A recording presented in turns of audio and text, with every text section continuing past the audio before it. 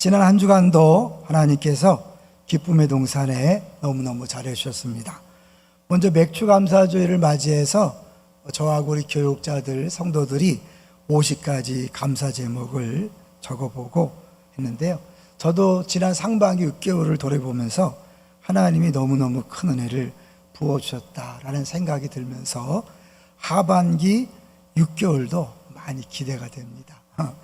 이제 두 번째로는 리더 수양의 풍성한 은혜 속에 잘 맞췄습니다. 기도해 주셔서 많이 기대를 했거든요. 처음 오랜만에 대면으로 하고 또 이번 기수에 대한 기대감이 있어서 하나님 은혜를 주실 것이다 그랬는데 기대 이상으로 많이 주셨어요. 하나님께서 7월 1일 2일에 행하신 일을 기억하면서 7, 8월에 부으실 은혜가 너무 기대가 됩니다. 굉장히 기대가 돼요. 올 여름이 왠지 기대가 돼요. 많이 기도해 주십시오. 세 번째는 이제 감사 제목이 됐지만 2022년도에 새롭게 한 것들 중에 한몸 기도회가 제일 가슴이 와닿더라고요. 성도들이 한 달에 한 번씩 모여서 수십 명이 기도하기 때문에 우리 교회가 지금 이렇게 든든히 서가고 있다라는 생각이 들고요. 특별히 7, 8월에 여름 행사 다음 세대를 위한 행사가 많이 준비되어 있으니까 이번 7월에는 안 하던 분들도 꼭 안 되면 10분이라도 와서 괜찮아요. 1시간 해도 괜찮고 괜찮으면 하루 종일 와서 주무셔도 괜찮고 왜냐하면 저 앞에 나와 있는 것 자체가 주님 외에는 방법이 없습니다. 그런 거니까요. 많이 동참해 주셔서 하나 일하심을 봤으면 좋겠습니다. 자, 이제 오늘 제목하고 대지를 보겠습니다. 다시 세움 세 번째 안식입니다. 우리가 시리즈인데 오늘이 맥주 감사주일이잖아요. 시리즈를 하면서 이 감사절하고 어떻게 연결해야 되는가 고민하고 기도했는데 하나님 또 은혜를 주셨습니다. 그래서 지난주에 유교에 대한 이야기를 먼저 하려다가 이제 오늘 같이 한번 해보려고 그래요. 대부분의 교회가 지난주를 유교를 기억하며 주일 예배를 드리고 기도를 했거든요. 오늘 저희는 이제 그 유교를 하나님께서 우리나라를 지키신 걸 연관해서 같이 보려고 하는데요.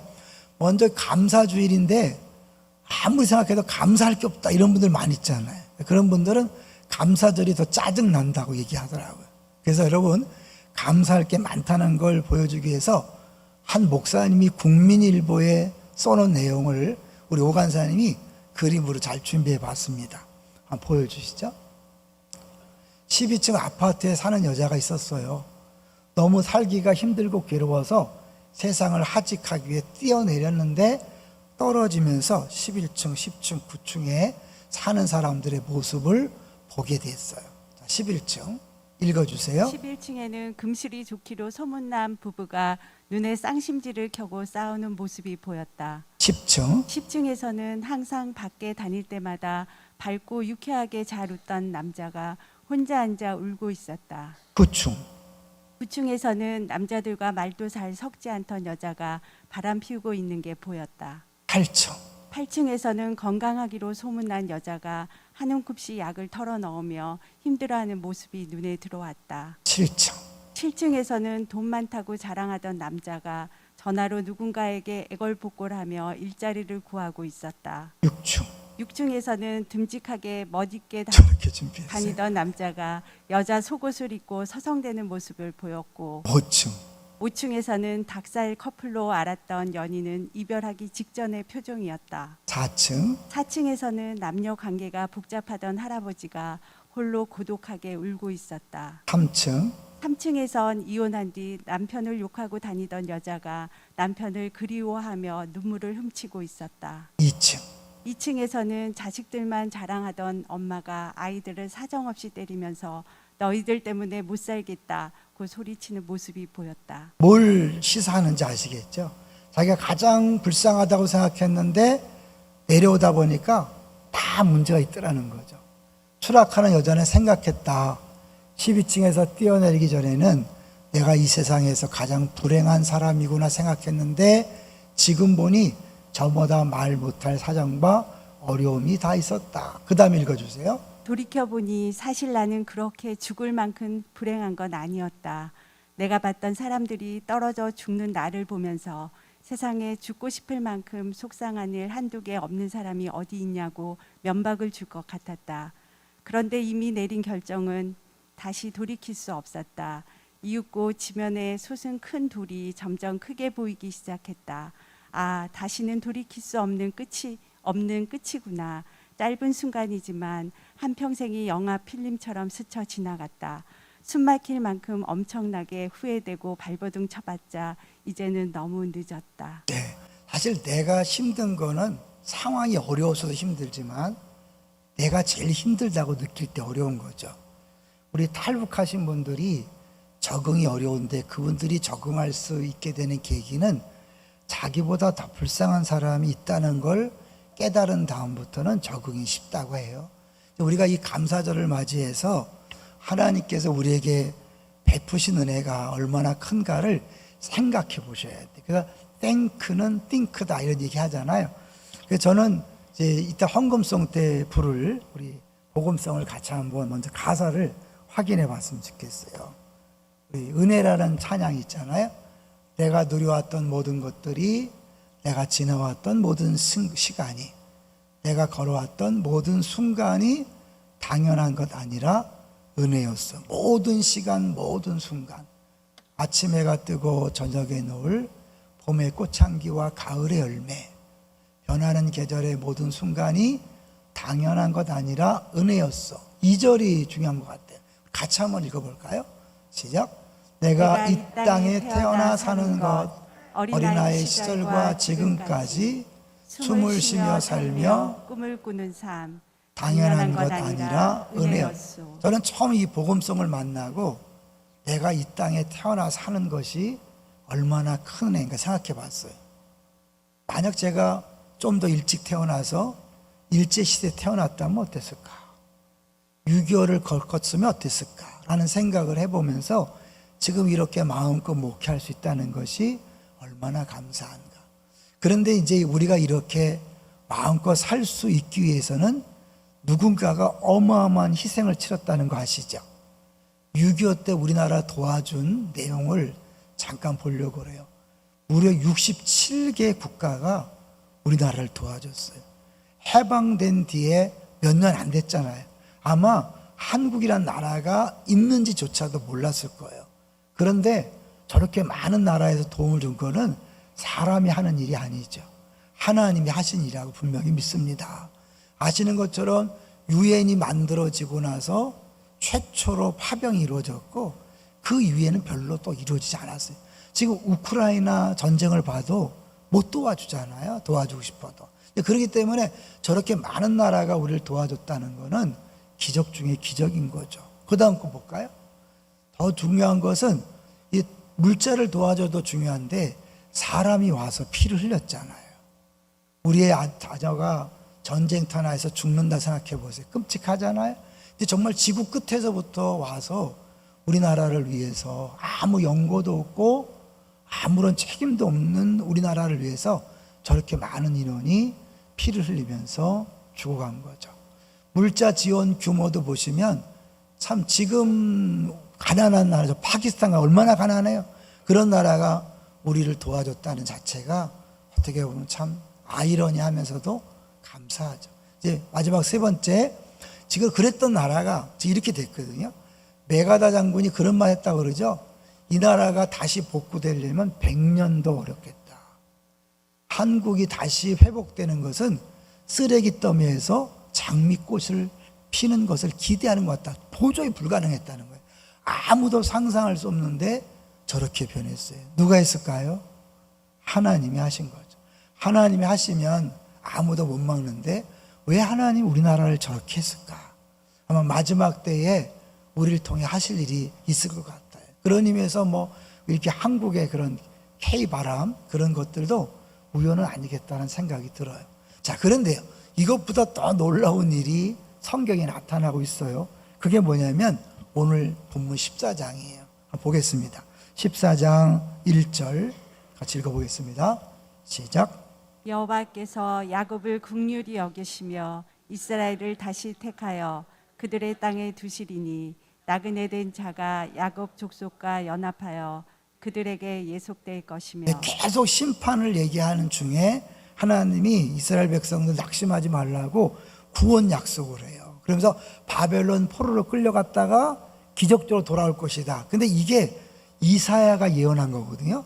이사야 때는 바벨론은 저 세계 구석에서 힘도 못 쓰던 나라였어요. 당시 아수르가 강대국이었는데 힘도 못 쓰던 나라가 그 바벨론이 강대국이 되어서 이스라엘 포로로 잡혀가고 다시 그들이 멸망해서 이스라엘이 다시 돌아올 것이다. 최소한 150년 전에 이 예언을 하는 거예요. 그리고 그것이 실제로 이루어졌죠. 자, 그런데 이것이 어떻게 이루어졌느냐? 1절을 보니까 야곱을 긍휼히 여기시며 그랬어요. 이스라엘 백성이 회개하고 기도를 많이 해서 회복된 게 아니에요.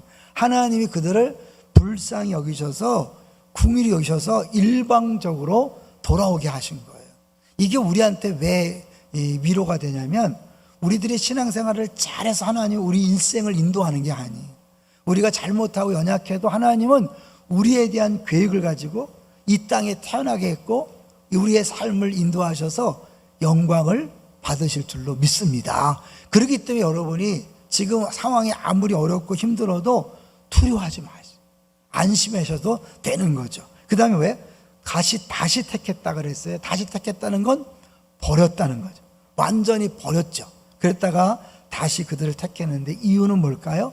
다윗과 맺은 언약, 아브라함과 맺은 언약 때문에 하셨기 때문에, 그러니까 이건 우리에게 잘하는 것이 아니라 우리의 능력이야 조건이 아니라 하나님이 전적으로 역사하신 것이다. 2절을 같이 읽어볼까요? 2절 시작. 민족들이 그들을 데리고 그들의 본토에 돌아오리니 이스라엘 족속이 여호와의 땅에서 그들을 얻어 노비로 삼겠고 전에 자기를 사로잡던 자들을 사로잡고 자기를 압제하던 자들을 주관하리라. 완전 역전되는 거예요. 힘이 없어서가 아니지. 하나님이 심판해서 포로로 잡혀갔는데 돌아올 때는 간신히 돌아온 게 아니라 완전히 역전되어서 압제하던 자들을 오히려 주관하고 이방 사람들을 같이 와서 노예로 삼는다라고 하는 거죠. 어디서 많이 본 내용 같지 않아요? 애굽에서 나올 때 하나님께서 이스라엘 백성과 중다한 잡족과 같이 나오게 했다는 내용이 생각나죠. 그러니까 이 성경에서요, 애굽에서 나와서 가나안 땅에 들어간 것과 바벨론 포로로 갔다가 다시 돌아온 것은 우리가 받은 구원이 무엇인지를 그림으로 설명하는 거예요. 이제 우리가 왜 예수 믿어도 행복하지 않냐면 내가 받은 구원이 얼마나 큰지 모르는 거예요. 그러니까 단순히 예수 믿고 지옥 가자고 천국 가는 거지 그 정도가 아니거든요. 생각해 보세요. 애굽의 포로가 돼갖고 자기 땅도 없이 열심히 고생했지만 아무런 낙이 없던 그들이 가나안 땅에서 자기 땅을 경작하면서 수고한 대로 먹는 복을 누린다. 얼마나 차이가 나요. 그리고 이제 자기 땅에서 쫓겨나서 다른 나라에서 슬프게 살다가 다시 본토에 돌아오는 이것이 구원이거든요. 예수 믿고 구원받았다가 이런 의미예요. 그걸 모르니까 신앙생활이 너무 시시해요. 그리고 시시하게 살면 안 돼요. 세상 사람들이 부러울 정도로 사셔야 돼요. 동의하십니까? 근데 세상에서 여러분 부러워하나요? 아니면 우습게 하나요? 많은 경우에 너무 우습게 여김을 당하는 것 같아요. 근데 오늘 설교를 들으시고 그들이 부러워하는 사람으로 변화될 줄로 믿습니다.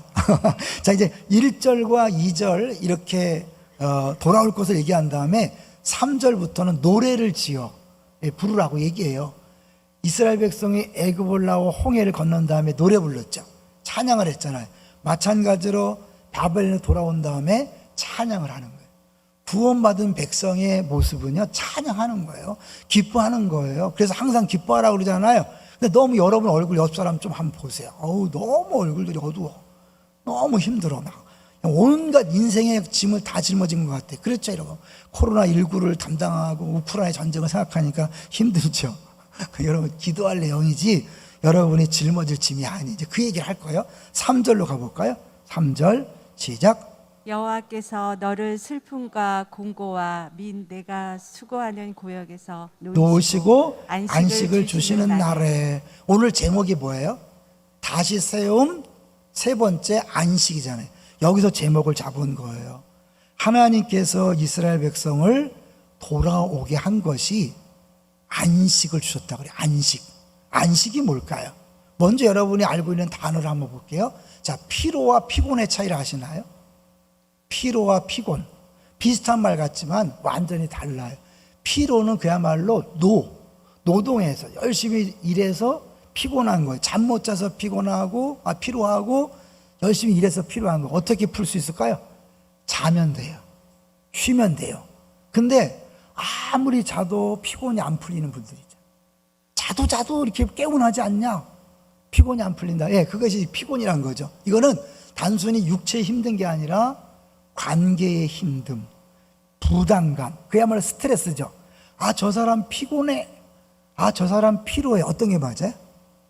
아, 저 사람 피로해. 이런 말 안 하잖아요. 그죠? 저 사람 피곤해. 이거 인간관계예요.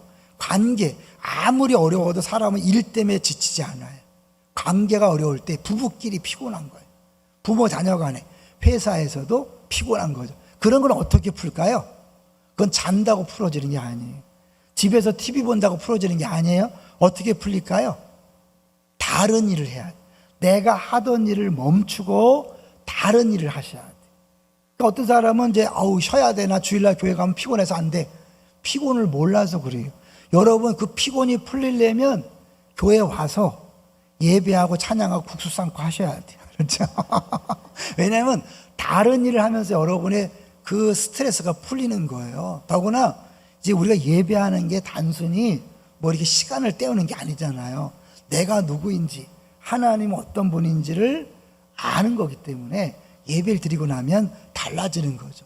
만약에 여러분이 교회 와서 막 졸립다, 밤새도 일해서 괜찮아요. 그건 아무 문제 없는 거예요. 근데 기껏 잠 많이 자고 와서 또 조는 사람 있죠. 그건 피곤한 사람이, 그 뭔가 문제가 있는 거예요. 이 피곤을 푸는 방법을 아셔야 돼요. 오늘 말씀드릴 거예요. 자, 그러면 이제 이 안식이라는 단어가 뭘까? 하나님이 안식일을 지키라 했을 때 그건가? 비슷하지만 또 달라요. 요 안식이라는 단어가 어디 쓰였냐면 7장에 한번 가보시면 우리가 쉽게 알 수 있어요. 7장 2절로 가보세요. 제가 새벽에 잠깐 말씀드렸던 내용인데 7장 2절에 가면 이 안식과 똑같은 히브리어를 썼어요. 한번 여러분 찾아보세요. 퀴즈예요. 7장 2절 시작. 어떤 사람이 다윗의 집에 알려 이르되 아람이 에브라임과 동맹하였다 하였으므로 왕의 마음과 그의 백성의 마음이 숲이 바람에 흔들림 같이 흔들렸더라. 어떤 걸까요? 안식이라는 단어가 어떻게 번역됐을까? 한번 때려 맞춰보세요. 워낙 우리나라는 찍기를 잘하니까 많이 보죠. 뭐 같아요? 에브라임과 동맹하였다. 이 동맹이라는 단어가 안식이라는 단어와 똑같은 말이에요. 뭐예요? 동맹했기 때문에 의지하는 바가 생겼기 때문에 마음이 놓이는 거죠. 이거를 2장 끝에 그의 백성의 마음이 숲이 바람에 흔들림 같이 흔들렸더라. 사시나무 떨도 떤다 그런 거잖아요. 그러니까 요 동맹과 흔들림을 이사야가 의도적으로 언어 유희 들어봤어요? 워드 플레이를 한 거예요. 그래서 동맹은 누아흐, 떨린다는 건 누아으, 비슷하죠? 누아흐, 누아우. 여기 의도적으로 비교해서 이스라엘 백성이 하나님과 동맹을 맺고 하나님만 의지하면 마음이 편할 텐데 이 미련한 인생들이 하나님을 버리고 지 힘으로 살아보겠다고 하니까 사시나무 떨듯이 떤다. 지금 미래에 대한 두려움과 염려와 근심, 걱정이 있는 거 왜 그렇다는 거예요? 여러분이 진짜 의지해야 할 대상을 의지하지 아니하고 다른 것을 붙잡고 있기 때문에 그래요. 뭘 붙잡아요? 돈이 있어야 되는데, 직장이 잘 돼야 되는데, 요새 또 막 코인 이런 거 막 문제 생겼잖아요. 주식 막 투자했는데 문제 생기고 그런 거 하지 마라 하라는 게 아니에요. 여러분, 그런 건 의지하다가는 100% 흔들리게 돼 있어요. 누구를 의지해야 돼? 이 세상을 다 경영하시는 하나님을 의지하고 하나님과 동맹을 맺으면 편한 거예요. 여러분, 아무리 코로나19가 길어지고 우크라이나 사태가 길어지고 금리가 오르고 그래도 하나님이 함께 하시면 문제 없는 줄로 믿습니다. 이게 그냥 이론이 아니에요. 왜냐하면 하나님 우리 6.25 때 그렇게 지켜줄 줄 누가 알았겠어요? 하나님이 이스라엘 백성을 150년 전에 포로로 잡혀갈 것과 다시 돌아올 것을 그렇게 예언하셨고 실제로 이루셨어요. 이분이 누구예요? 우리 아버지, 여러분의 아버지예요. 믿습니까? 근데 이상한 아버지가 아니라 좋은 아버지, 아들도 희생하면서 우리를 구원한 아버지예요. 그 사실을 우리가 믿을 때 요동하지 않는 거예요. 다시 본문 돌아보세요. 자, 요 14장에도 안식이란 단어가 다르게 쓰였어요. 그게 뭐냐면 7절이에요. 14장 7절 보세요. 성경이 너무너무 재밌잖아요. 7절 보실까요? 시작. 이제는 온 땅이 조용하고 평온하니 우리가 소리 높여 노래하는도다. 여기서 어떤 게 안식과 같은 단어냐면 조용하고, 괜히 막 요란 떨지 말고 가만히 안심하고 있으라는 거예요. 그렇게 된다는 거예요. 조용하다는 단어와 안식이라는 단어가 똑같은 단어를 쓰는 거예요. 그러니까 하나님을 딱 믿는 사람은 세상이 난리가 나고 아무리 요동해도 흔들림이 없는 거예요. 깊은 바다처럼. 근데 조금만 있으면 막 견디지 못하는 그 사람은 믿음이 없는 거예요. 죄송하죠. 교회를 오래 다녔어도 기도를 많이 해도 조금만 어려운 일 있으면 난리가 나는 사람이 있어요. 이게 뭐예요? 하나님을 믿는 게 아니었어요. 내 열심으로 살아보려고 했기 때문에 조금만 어려워지면 흔들리는 거예요. 그러니까 하나님이 여러분을 자꾸 흔들어 놓으셔요. 너 진짜 뭘 믿니? 이 믿음을 하나님이 계속 점검하기 위해서 어떤 때는 돈 문제를 흔들어 놓고, 그 다음에 건강 문제를 흔들어 놓고, 관계 문제를 막 흔들어 봐요. 거기서 이제 내가 막 요동하고 막 나 이제 교회 안 나갈래, 나 봉사 그만둘래, 이게 다 뭐예요? 요동하는 거예요. 뭘 안 믿는 거죠? 하나님을 안 믿고 다른 것을 믿었어요. 종교 생활을 했다는 증거죠. 왜요? 모든 종교는요 자기 노력으로 하는 거예요. 불교 부처님이 구원해 주는 거 아니에요, 여러분? 불교는 뭐예요? 네가 열심히 도를 닦고 열심히 연불 외우고 열심히 절을 해서 네 스스로 해탈하라는 거잖아요. 모든 종교는 자기 보고 하라 그러죠. 우리가 해야 돼. 하나님은 아니라는 거예요. 여기서 이제 바벨론을 알 때 우리가 좀 더 이해할 수 있어요. 여기 바벨론에서 돌아왔다는 건데 그것이 왜 안식인가? 바벨론이 뭘 얘기할까요? 성경에서 바벨론이나 바벨이나 같은 말이거든요. 자, 그러면 바벨하면 떠오르는 게 뭐예요? 바벨탑. 그래서 창세기에도 바벨이 나오지만 요한계시록에도 바벨론이 나오거든요. 이거는 이런 나라 바벨론이 아니라 하나님을 대적하는 모든 세력을 바벨론으로 성경은 묘사를 하는 거예요. 그러면 우리에게 바벨론은 뭘까요? 우리도 모르게 내 힘으로 내 노력으로 성공해 보려고 하고 내 힘으로 잘 살아보려고 하는 것이 바벨론이에요. 왜냐하면 세상이 바벨론이거든요. 세상 어떻게? 너 1등 안 하면 죽어. 왜? 이 세상은 1등만 기억하는 더러운 세상이거든. 너 경쟁해서 이겨야 돼. 이것 때문에 애들 어떻게 공부하라고 막 득다리 치는 거잖아요. 야, 교회보다도 공부가 먼저야. 대학교 들어가서 봉사해서 충분해. 이게 뭐예요? 바벨론에 패배하고 지고 있는 거예요. 회사에서도 직장에서도 딱 회사 가면 예수 믿는 거 딱 접어두고 똑같이 경쟁하고 똑같이 싸우는 게 뭐예요? 똑같이 바벨론으로 사는 거예요. 거기서 해방됐다는 건 뭐냐면 이제는 내 힘으로 사는 게 아니라 주님 주신 힘으로 살아가는 거예요. 예수님 뭐라고 얘기했어요? 수고하고 무거운 짐진 자들아 다 내게로 오라. 내가 너희를 편히 쉬게 하리라. 뭐로부터 쉬게 하는 걸까요? 로마 제국을 뒤집어 엎는 게 아니었어요. 예수님이 주시는 쉼은요 우리에게 돈을 많이 가져다 주거나 세상에 성공하는 게 아니라 더 큰 짐. 그게 뭘까요? 율법이에요. 율법은 뭐예요? 반드시 해야 한다. 여러분 성경만 율법이 나와 있는 게 아니라 세상에서 네가 꼭 1등 해야 돼. 성공해야 돼. 남들보다 먼저 뛰어나야 돼. 뭐 해야만 산다고 하는 것이 다 바벨론 사고방식이고 세상 사고방식이에요. 기독교에서 뭐라 그래요? 내가 다 했다. 예수님 내가 다 했으니까 너 나만 믿고 편히 쉬어. 근데 우리가 예수를 믿으면서도 여전히 어떻게 해요? 직장은 내가 해야지. 사업장은 내가 책임져야지. 자녀는 내가 책임져야지 하는 게 바벨론식 삶을 살아가는 거예요. 예수님께서 해방시켰는데 여전히 똑같이 그렇게 살아가고 있거든요. 자, 여기서 이제 안식이란 단어 용례를 한번 잠깐 볼 텐데요. 안식. 자, 이게 많지만 세 개만 읽어볼 거예요. 우리 7장 2절은 동맹하였다 했잖아요. 자, 7장 9절을 읽어주세요. 7장 9절. 다 와서 거친 골짜기와 바위 틈과 가시나무 울타리와 모든 초장에 앉으리라. 앉으리라. 편안히 풀밭에 앉아서 쉬는 게 보이잖아요. 자, 57장 2절.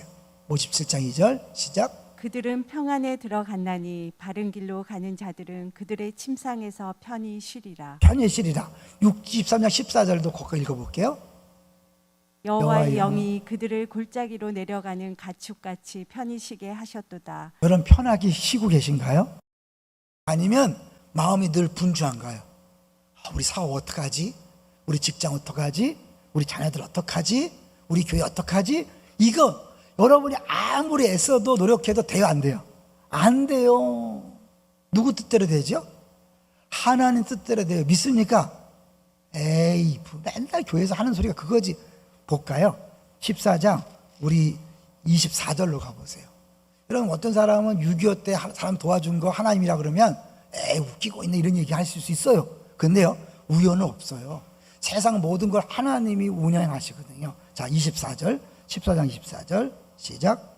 만군의 여호와께서 맹세하여 이르시되 내가 생각한 것이 반드시 되며 내가 경영한 것을 반드시 이루리라. 경영이 뭐라 그랬어요? 방송에 잠깐 말씀드렸는데 활용 가능한 모든 자원을 동원해서 목적을 이루는 거예요. 사람도 경영을 잘하면요 자기 목적을 이룰 수 있어요. 마음대로 안 돼서 그랬죠. 근데 사람도 그렇다면 하나님이 경영하면 안 되는 게 있을까요? 없을까요? 없지요. 하나님은 실수도 실패도 하지 않으시고 우리를 실망시키지 않고 가장 좋은 걸 주시는 분인 줄로 믿습니다. 그분이 하면 막을 자가 없는 거예요. 자 26절을 보세요. 26절 시작. 이것이 온 세계를 향하여 정한 경영이며 이것이 열방을 향하여 편손이라 하셨네. 하나님은 시시하게 나 혼자만 경영하는 게 아니에요. 안산만이 아니라 우리 민족만 아니라 전 세계를 경영해요. 그 가운데 내 삶을 인도하니까 내가 그걸 이해할 수 있어요, 없어요? 해석이 돼야 안 돼요? 안 되는 거예요. 전 세계를 품에 안고 운행하시는데 내가 하나님 이게 뭡니까? 우리 집에 왜 이런 일이 벌어졌습니까? 말도 안 되는 거예요. 여러분 나한테 이해되게 일하신다면 전 세계를 어떻게 경영해요? 동의하세요? 내가 이해 못하는 게 당연한 거예요. 해석이 안 되는 게 당연한 거예요. 근데 문제는 뭐냐면 그러나 하나님은 나를 사랑하시고 나에게 가장 좋은 걸 준다는 거예요. 그래서 27절을 보세요. 27절. 여러분 이 말씀을 읽으면서 위로받으시기 바랍니다. 27절 시작. 만군의 여호와께서 경영하셨은즉 누가 능히 그것을 패하며 그의 손을 펴셨은즉 누가 능히 그것을 돌이키랴. 하나님이 작정하면 아무도 못 말리는 거예요. 아무도 막을 수 없는 거예요. 여러분에게 가장 좋은 걸 주려고 하는데 누구도 방해 못해요. 근데 여러분 뭐예요? 하나님이 주시는 게 이해 안 된다고 작은 일에 눈물을 흘리고 죄송해요. 뭐 눈물을 흘려 기도하는 건 괜찮아요. 그냥 감 버티는 것보다는 눈물을 흘려 기도하세요. 그런데 하나님 없는 사람처럼 막 코가 빠져서 낙심천만 이런 낙심천국 그러면 안 돼요. 자 이제 두 번째 대지를 볼 텐데요. 평온이잖아요. 평온. 자 7절 보겠습니다. 14장 7절 돌아오셔서 이 두 번째 대지가 평온이잖아요. 읽어볼게요. 14장 7절 시작. 이제는 온 땅이 조용하고 평온하니 무리가 소리 높여 노래하는도다. 네, 사실 조용하다는 것도 마음이 편안한 건데 평온하다 언제 많이 쓰냐면 이스라엘 백성이 가나안 정복을 하고 전쟁이 끝났을 때 전쟁이 끝쳤더라가 평온이에요. 그리고 사사시대 때 막 잘못하잖아요. 그럼 하나님이 막대기를 들어서 막 때리죠. 그럼 막 죽겠다고 울부짖으면 하나님이 사사를 동원해서 구원하시죠. 그래서 사사가 있는 동안 40년 동안 80년 동안 평온하였더라 이런 표현을 써요. 자 그러면 이 안식하다와 평온하다가 약간 차이가 있어 보이죠. 안식은 내 개인적으로 힘들고 어려운 것들을 쉬게 해주는 것이고 이 평온은 내 주변에 나를 공격하는 모든 무리들 어려움들을 하나님이 딱 붙잡고 있는 거예요. 지금 어려움이 있어 보이지만 그거는 우리에게 유익한 것이고 진짜 큰 어려움은 하나님이 딱 누르고 있는 거예요. 여러분 우리가 그 뉴스 같은 데 보면 별일이 다 있잖아요.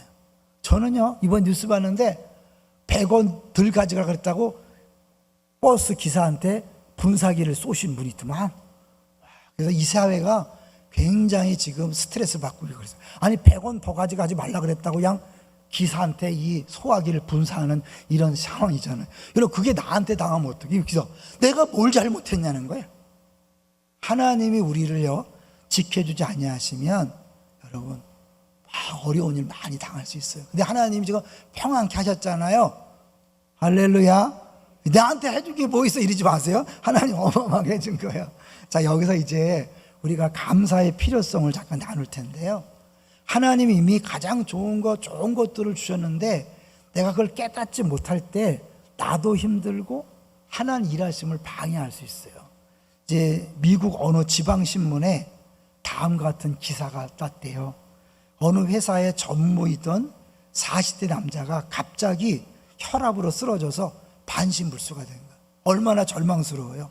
병원에 입원해서 매일 실망과 좌절에 빠져 자신의 신세 타령을 하면서 짜증과 불평과 불만으로 하도 찌니까 옆에 간호하는 아내조차도 너무 힘든 거예요. 근데 남편 친구가 찾아왔대요. 그러면서 이렇게 권면했답니다.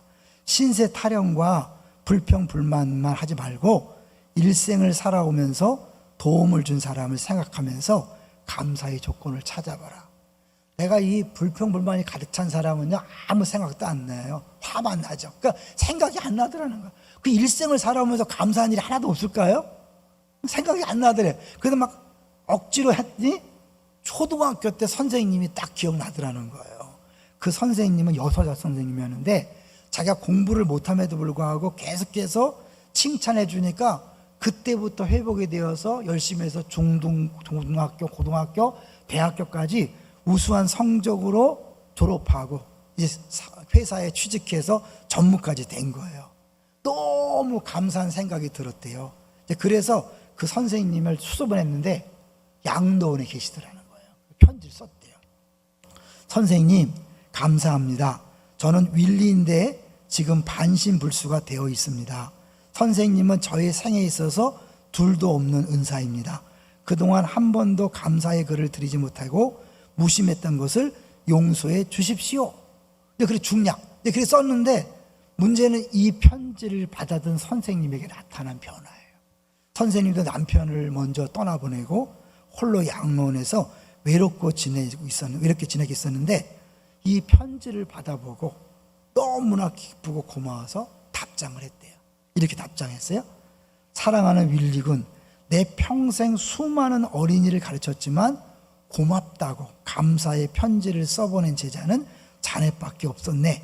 이제는 늙어서 의지할 데 없는 외로운 이 놓친 내를 자네는 참으로 행복하고 기쁘게 해주온 편지 한 통인데 내가 자네의 편지를 눈물로 읽은 것을 아나? 나는 자네 글을 침대 옆에 놓고 매일 밤 한 번씩 읽는다네. 그리고 읽을 때마다 그 편지를 어루만지면서 자네에게 감사하네. 이 편지가 내게 어떤 의미를 주었는지 아는가? 내 생에 새로운 희열과 기쁨을 용서숨치게 해주었네. 편지 한 통. 나는 자네의 편지를 내 교편 생활의 유일한 보람으로 알고 내가 죽는 날까지 간직하려네. 자네의 건강을 간절히 기도하면서 그대의 선생 땡땡땡. 이 답장을 받고 이 사람이 어떻게 됐을까요?